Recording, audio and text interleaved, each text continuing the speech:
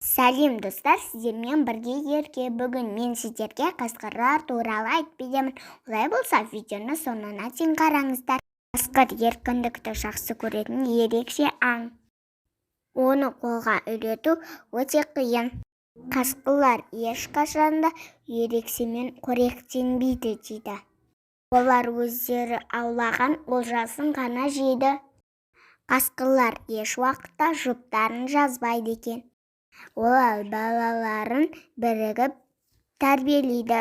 Қасқырлар өз араларында әрсіздерді генетика құрамды жақсарту үшін тазалап отырады.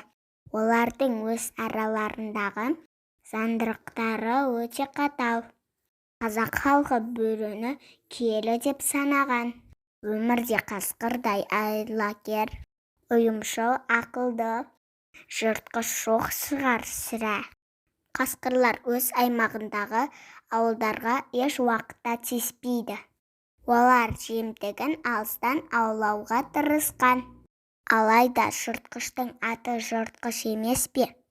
Сондықтан да оларға сену қиын. Біздің қазақ халқы өздерін көк бөрінің ұрпағымыз деп санайды.